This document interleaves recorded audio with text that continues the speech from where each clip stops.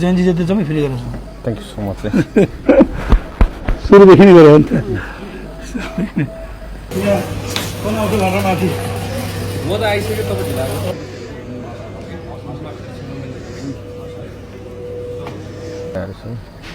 Tacoma घुम्दा उहाँको फर्स्टमा केस चाहिँ ठिमीको हो। ठिमी हस्पिटलमा लग्यो।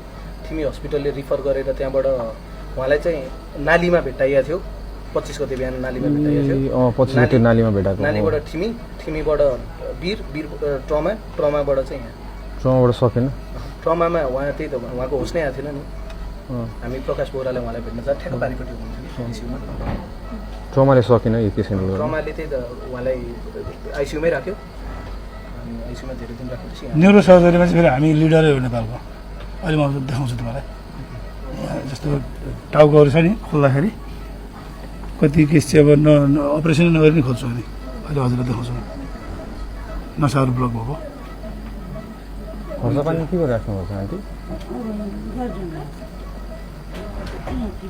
हामीले फेरि सबै जयन्ती जति जम्मै फ्री गरेर थ्याङ्क यू सो मच सुरुदेखि नै गऱ्यो नि त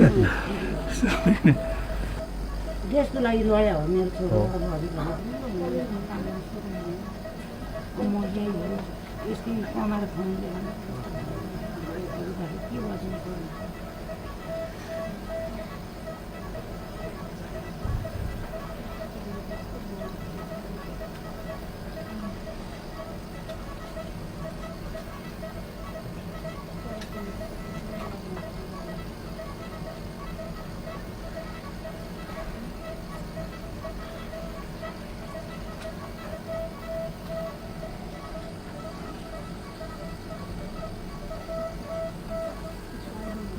हुन्छ हामी हेर्छौँ है। हुन्छ लाइन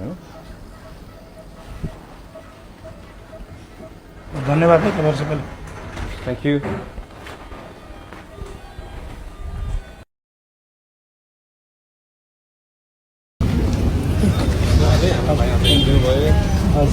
हेल्प गरिदिनु भयो त्यसको बच्चाहरूले बचाइदिनु भयो भन्नु चाहेको थिएन। Thank you so much.